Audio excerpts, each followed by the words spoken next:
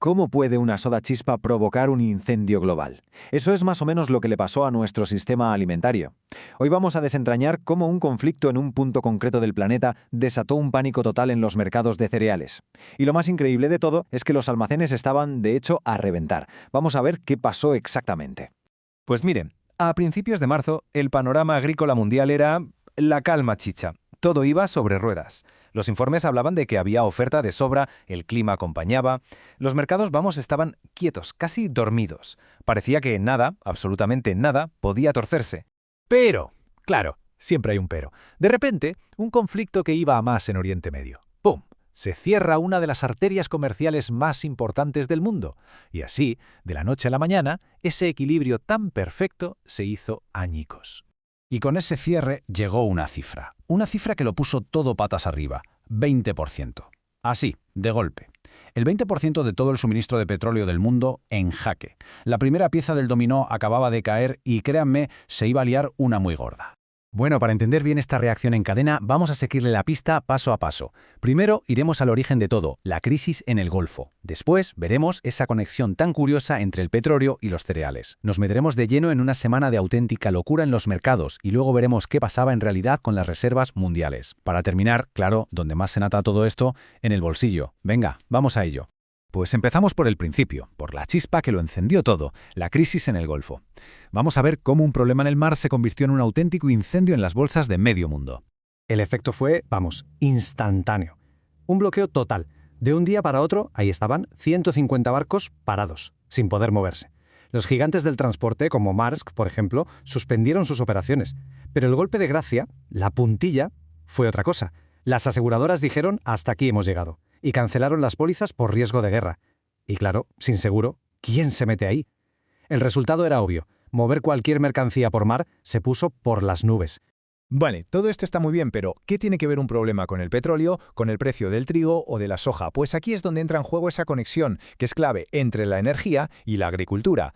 A ver, este vínculo es como una red con varios hilos. Por un lado está lo evidente. Cultivos como el maíz y la soja se usan para hacer biocombustibles. Así que si sube el petróleo, suben ellos. Lógico.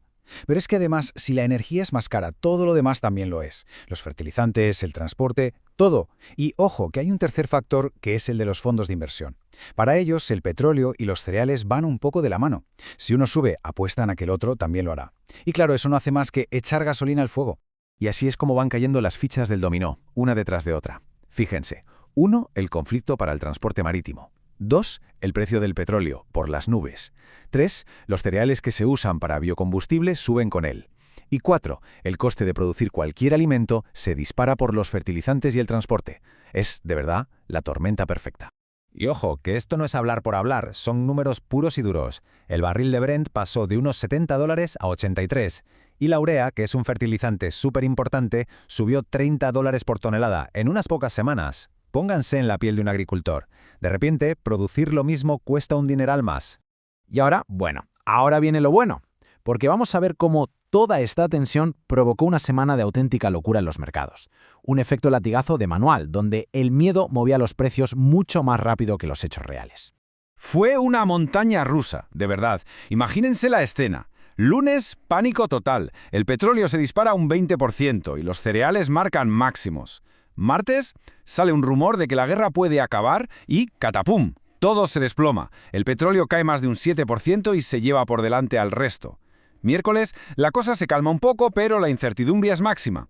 Y jueves, vuelven las malas noticias. El petróleo sube otro 8% y el trigo de nuevo para arriba.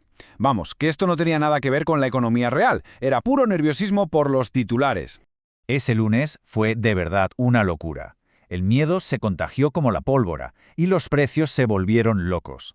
La soja, el trigo, el maíz, todos tocando techos que no se veían en meses y en cuestión de horas. Fue una reacción visceral, puro pánico. No tenía nada que ver con que faltara grano, en absoluto. Pero claro, ya se sabe, lo que sube por el pánico baja por un simple rumor. Y el martes bastó una sola declaración política para que el mercado se diera la vuelta. El petróleo cayó en picado, un 7%, y los cereales, como si fueran su sombra, se hundieron con él. Es la prueba del algodón, ¿no? No se trataba de barcos ni de almacenes, se trataba de emociones, de puro sentimiento de mercado. Y ya que hablamos de la realidad, vamos a dejar de lado el pánico por un momento y a ver los datos. ¿Cuál era la situación real del suministro mundial de cereales? Porque como vamos a ver, la historia que contaban los silos era muy, pero que muy diferente. Es que aquí está la gran ironía de todo esto. Mientras los mercados echaban humo, la realidad de fondo era que el mundo estaba nadando en grano, había de sobra. Las cosechas habían sido buenísimas, los almacenes estaban hasta los topes. Y esa abundancia, la verdad, fue lo que evitó un desastre todavía mayor. Y las pruebas estaban ahí para quien quisiera verlas. Si miramos a los grandes productores, en Norteamérica se esperaba plantar más soja y maíz. En la India iban directos a una cosecha de trigo de récord. Y si nos vamos al sur, Brasil y Australia estaban exportando a todo trapo.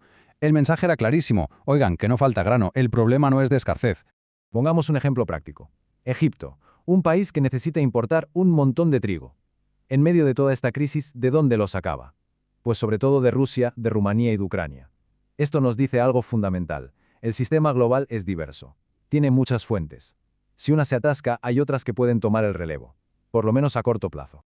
Y con todo esto, llegamos a la parte final, que es la que de verdad importa. Cómo todo este baile de cifras en los mercados acaba afectando a la economía real y a la gente. Hay una frase de un medio español que lo resume perfectamente. El encarecimiento internacional es ya una realidad cuantificable en el mercado interior. ¿Y esto qué quiere decir? Pues que para un país como España, que importa mucho cereal, el lío de los mercados internacionales no es algo que se ve en la tele y ya está. No. Se convierte casi de inmediato en precios más caros aquí. Ahora cambiemos de perspectiva. Vámonos a Ucrania y pensemos en un agricultor de allí. Su principal problema no era a quién venderle el grano, sino cómo producirlo. Con la subida del petróleo, el diésel para el tractor y los fertilizantes se pusieron por las nubes. O sea, la inestabilidad no la tenía en el precio al que vendía, sino en lo que le costaba producir. Y eso, claro, te puede dejar fuera de juego. Y así es como esa onda expansiva llegó a todas partes, pero de formas diferentes. En España los precios en la lonja subieron. En Ucrania los agricultores veían cómo se disparaban sus costes. En Egipto el transporte más caro se notaba en el precio del trigo. Y fíjense, en Brasil esta volatilidad incluso benefició a algunos vendedores. La misma crisis, consecuencias distintas en cada sitio.